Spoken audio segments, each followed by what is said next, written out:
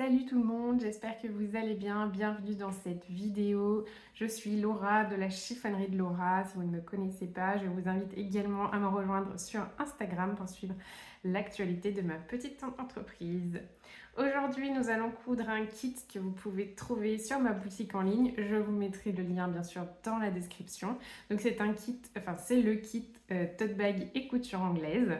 Donc, si vous le commandez, vous recevrez un petit coffret comme ceci. Vous avez une notice explicative sur les étapes de couture. Vous avez bien sûr le tissu pour coudre le sac.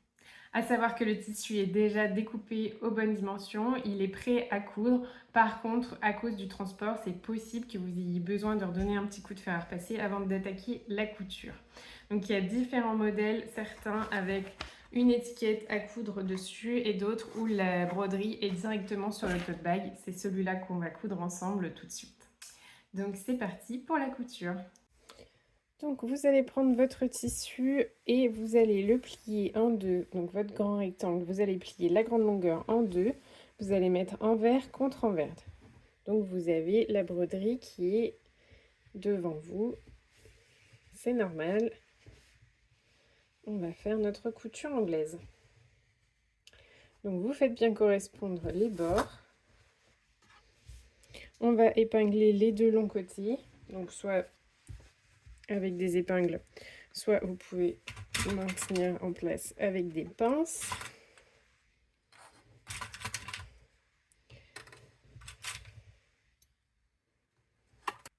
On fait pareil de l'autre côté.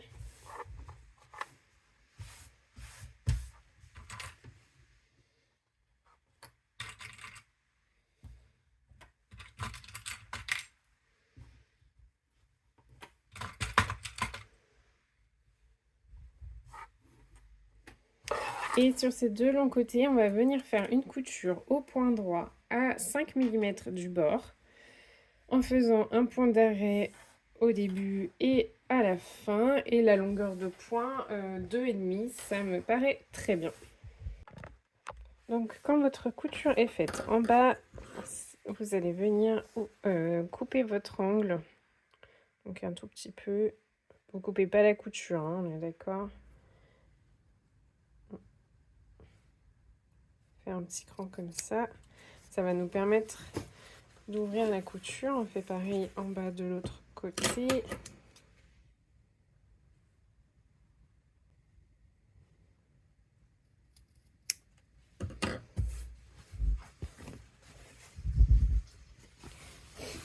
Et au fer à repasser, on va venir écarter la marge de couture.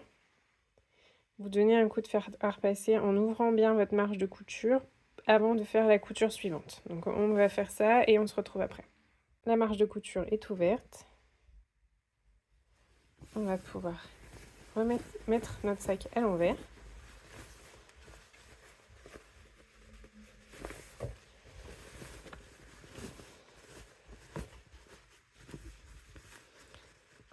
On fait bien ressortir les angles en bas du sac.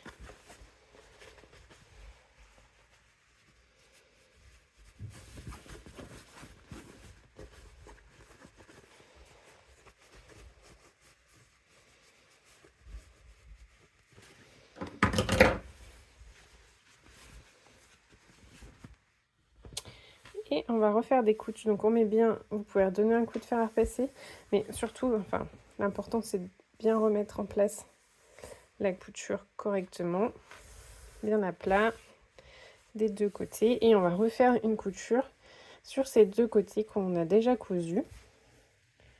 Voilà, donc cette fois, on va faire une couture à 1 cm du bord, en faisant un point d'arrêt au début et à la fin, toujours au point droit et toujours la même longueur de point.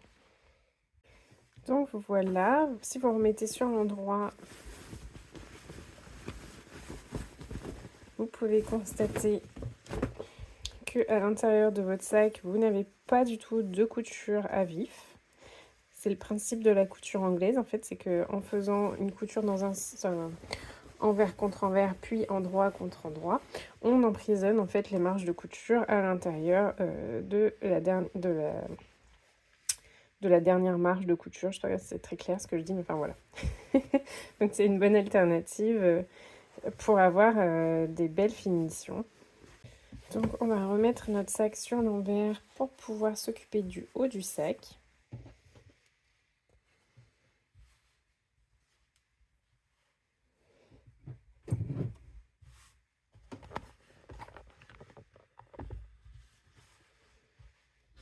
Et ce qu'on va faire, c'est que, donc là, c'est mon sac qui est à l'envers. Hein. Donc sur l'envers, là, on va faire tout le haut, un repli de 1 cm.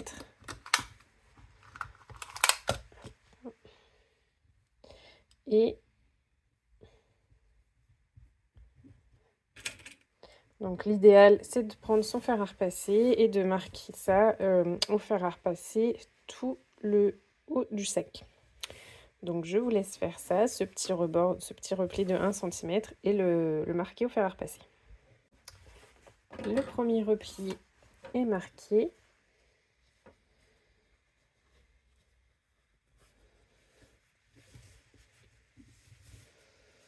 On va pouvoir en faire un deuxième de 2,5, donc toujours sur l'envers, hein, de 2,5 cm.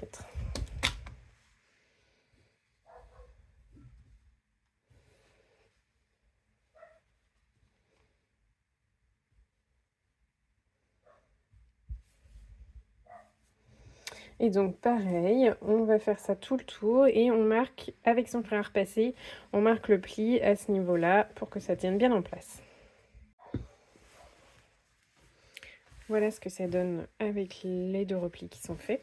Donc là, au niveau de la couture, ça fait pas mal d'épaisseur. Si vous avez peur que ce soit trop épais pour votre machine à coudre, ce que vous pouvez faire, c'est ouvrir. Et là, au niveau du premier pli, on va faire une entaille dans la marge de couture. Attention, on ne coupe pas la couture. Hein.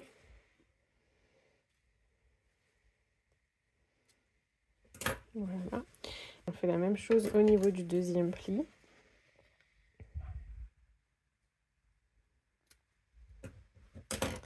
Et on va pouvoir mettre nos marges de couture, un coup dans un sens, un coup dans l'autre. Et on refait notre pli.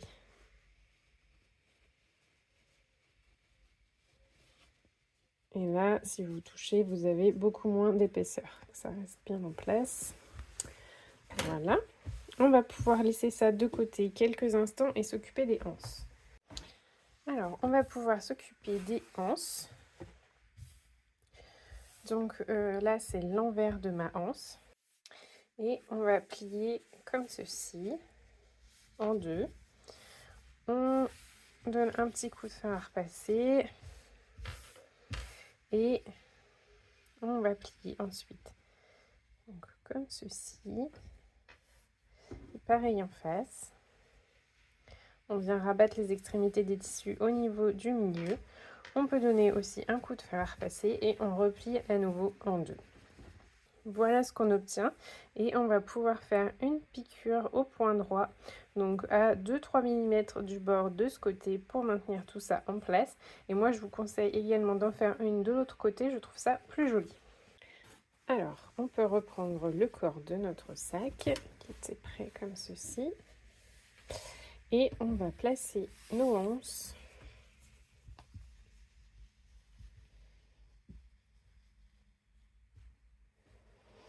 à l'intérieur du repli qu'on a fait. Nous allons placer nos anses à 8 cm des coutures des côtés. Donc le bord extérieur là, à 8 cm de cette couture là.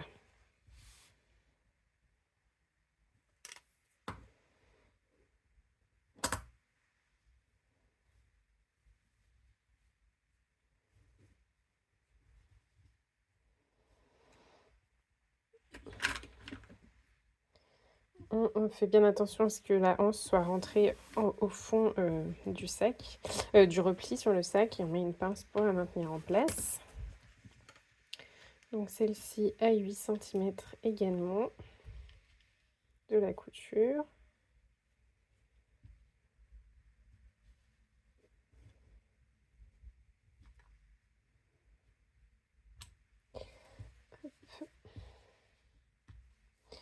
Allez, une petite pince également. On fait pareil de l'autre côté pour avoir nos anses qui sont bien en face. Et une fois que les anses sont bien positionnées, on va pouvoir faire une couture au point droit. Donc au niveau du repli, là,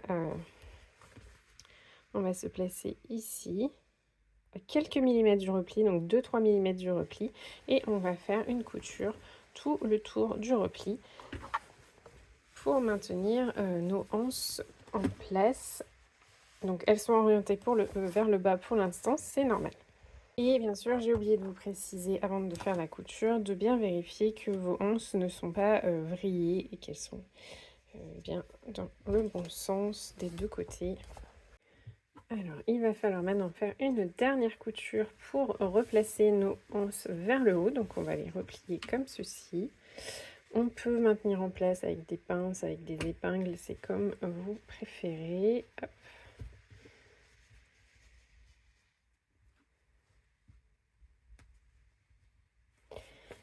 On fait pareil de l'autre côté.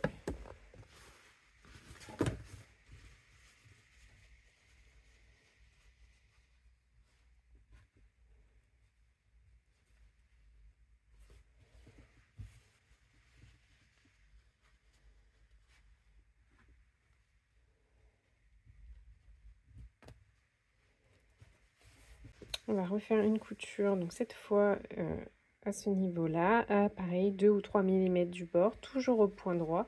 Et on va faire tout le tour, ce qui va permettre de bloquer les anses du sac vers le haut. Donc vous faites attention parce qu'au niveau des anses, ça risque de faire des épaisseurs. Donc vous pouvez accompagner votre machine, soit en allongeant un petit peu le point, soit en mettant une petite cale pour aider votre machine à avancer. Je vais vous montrer ça. Donc si vous rencontrez de la difficulté à ce niveau-là, c'est parce que votre pied de biche a tendance, enfin l'avant du pied de biche a tendance à partir vers le haut et c'est pas la position normale pour qu'il travaille. Donc on va utiliser une petite cale, on va mettre par exemple un petit morceau de jean pour que l'arrière du pied de biche et l'avant se trouvent à la même hauteur et de cette manière votre machine à coudre passera beaucoup plus facilement l'épaisseur qui est sur votre tissu.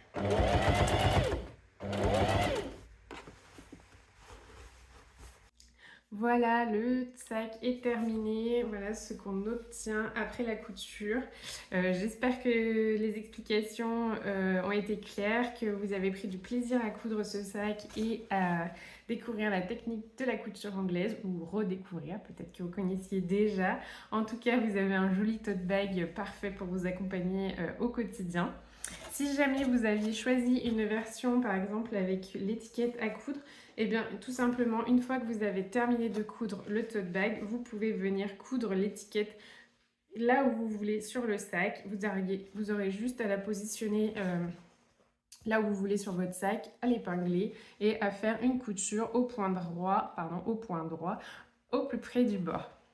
Pour l'entretien du sac, vous pouvez le passer en machine. Je vous conseille un lavage à 30 degrés. Voilà, je pense que vous savez tout à propos de ce kit. Je vous dis à bientôt pour d'autres vidéos. Ciao!